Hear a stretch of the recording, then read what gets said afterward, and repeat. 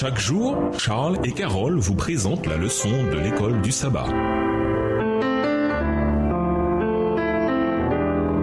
Bienvenue à notre émission. Dieu nous parle. Nous sommes de lundi. La pierre était roulée. Lisons Marc 16, versets 1 à 8 et 1 Corinthiens 15, versets 1 à 8. Quel est le point commun entre ces deux passages? Marc 16, versets 1 à 8. Lorsque le sabbat fut passé, Marie de Magdala, Marie mère de Jacques et Salomé achetèrent des aromates afin d'aller embaumer Jésus. Le premier jour de la semaine, elles se rendirent au sépulcre de grand matin, comme le soleil venait de se lever. Elles disaient entre elles: qui nous roulera la pierre loin de l'entrée du sépulcre? Et levant les yeux, elles aperçurent que la pierre, qui était très grande, avait été roulée. Elles entrèrent dans le sépulcre, virent un jeune homme assis à droite, vêtu d'une robe blanche, et elles furent épouvantées. Verset 6, il leur dit: ne vous épouvantez pas, vous cherchez Jésus de Nazareth qui a été crucifié. Il est ressuscité, il n'est point ici. Voici le lieu où on l'avait mis. Mais allez dire à ses disciples et à Pierre qu'il vous précède en Galilée. C'est là que vous le verrez, comme il vous l'a dit. Elles sortirent du sépulcre et s'enfuirent. La peur et le trouble les avaient saisies, et elles ne dirent rien à personne à cause de leur effroi.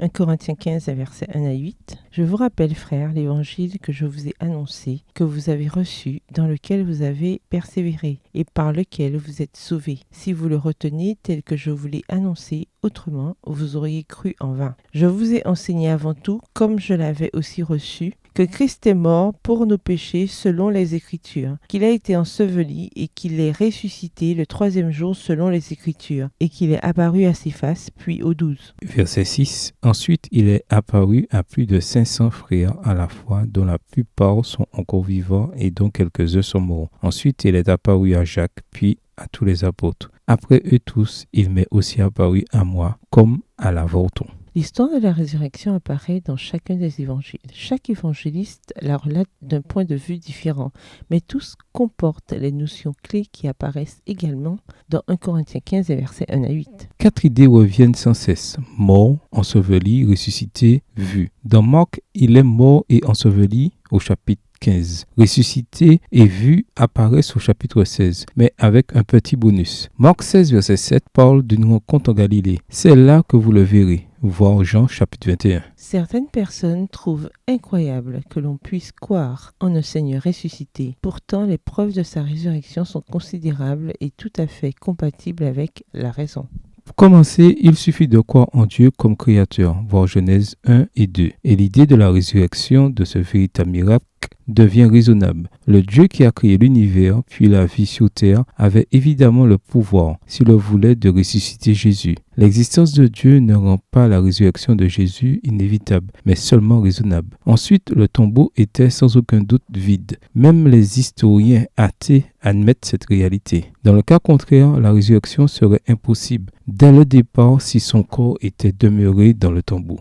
Ensuite, l'explication qui voudrait que ses disciples aient volé son corps ne tient pas. Comment les disciples auraient-ils pu passer avec les gardes? Mais admettons qu'ils soient quand même passés et qu'ils aient pris le corps. Pourquoi les disciples n'ont-ils pas été arrêtés pour l'avoir volé? La réponse, c'est que les chefs religieux savaient que les disciples n'avaient rien fait. De plus, de nombreuses personnes témoignèrent avoir vu le Christ ressuscité. Beaucoup de gens, y compris les disciples, n'y croyaient pas au début. Et un ennemi farouche, Paul, affirme non seulement avoir vu le Seigneur ressuscité, mais ajoute que cette expérience a changé radicalement toute la trajectoire de sa vie. Il y a beaucoup d'autres raisons, mais en voici une dernière. Comment expliquer la montée de l'Église chrétienne, fondée par des gens qui affirmaient avoir vu le Seigneur ressuscité? Pourquoi ces gens étaient-ils prêts à mourir pour ce qu'ils savaient être un mensonge? Leur témoignage concordant à la fois après sa mort, acte 3, le verset 15, et aussi des années plus tard, 1 Pierre 1, le verset 3, donnent des preuves convaincantes de sa résurrection. Que répondre à quelqu'un qui vous demanderait quelle preuve vous avez de la résurrection de Christ? Au revoir.